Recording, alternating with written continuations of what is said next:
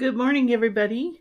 Yesterday, I went to Nevada Fine Arts and I bought a handful of brown, mostly brown and one orange acrylics. And first thing I have to do today is take my acrylic, my new ones, and add them to my little chart here of what these paints look like on this is Bristol. And so I'm just going to show you. So one of the first things you want to do with your paints and pastels, really with anything that has color that you're going to use in a drawing and you haven't used them in a while, you want to establish what they're going to look like compared to each other. So I just make this little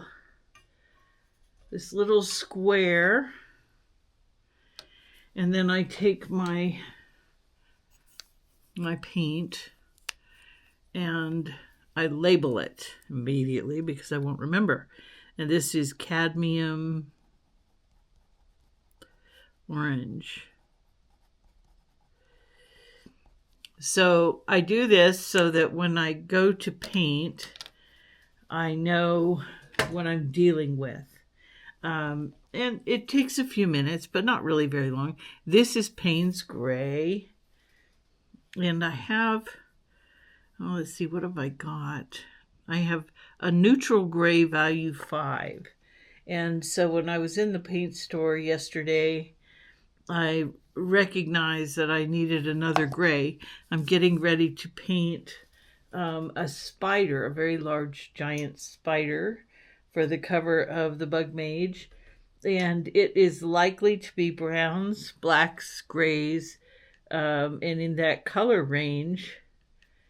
And I don't want to start painting that spider until I know what colors I have available. So I'm going to do Payne's Gray here. And as you can see, these aren't precise. They are just samples.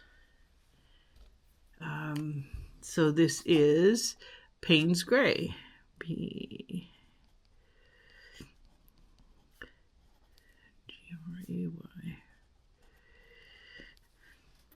So I'm going to do this for all 4 of these new paint colors. Now, I've used these before. I've used these same colors before in the past. Even though I don't have any tubes that made it here to where I'm living now and this time, I don't have those colors in the ones that survived the various years of use, etc., whatever. And so I started over with my samples, with what I have today. So this looks an awful lot like burnt sienna, which is interesting, which is right there, but it's not. This one is called Transparent Red Iron Oxide.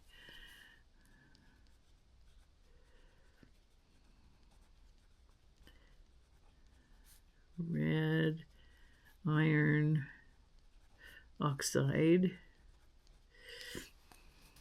But this is an essential first step for me before I paint the next part of the cover. I'm working on a cover for the Bug Mage, and I blocked out, I gessoed the canvas, and I blocked out the background space.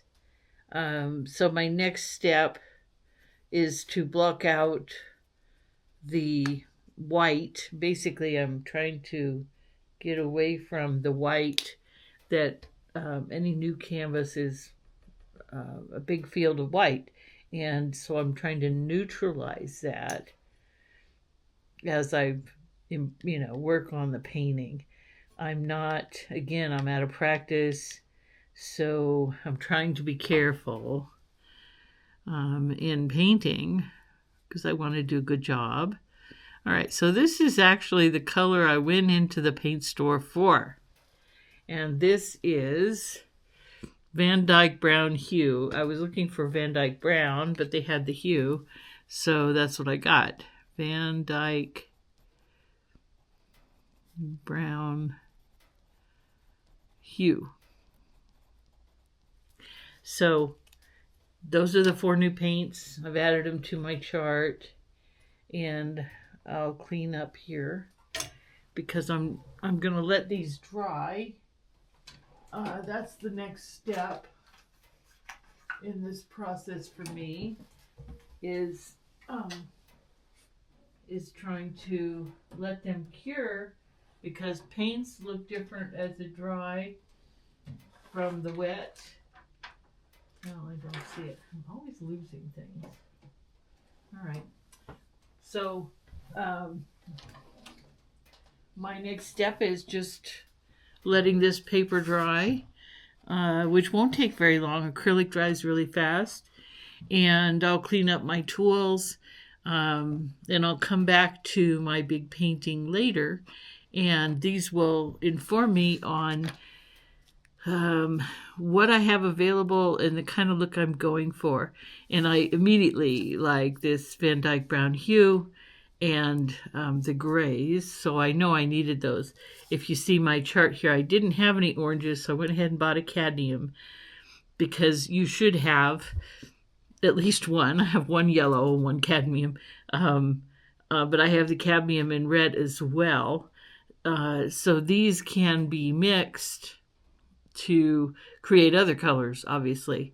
And as you can see, as this one is drying, it's drying different from the way the burnt sienna looks. It's a little darker and a little more brown, perhaps. So it's kind of more like a mixture between these two that becomes this red iron oxide, which I don't know if I'll use it in this painting or not, but I have it, and it's available for me to experiment with. So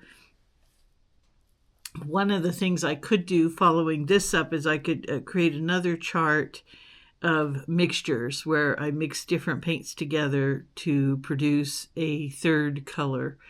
And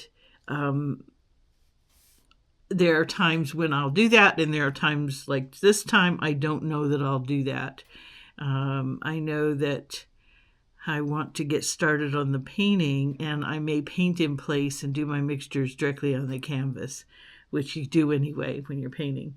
So that's kind of where I'm at right now. I'm in the waffle, but I will show you in another video how you do a similar process with your pen and ink. So if I'm using just any old ink pen, you use the same thing to explore your marks, explore your cross-hatching, things like that. So I may show you another video where I'm doing that process for different pens that I'm using, so that I have a better idea of how they're going to, the opportunities they offer me on the paper. So that's it for today, folks. A short video for you, and I will see you later. Bye.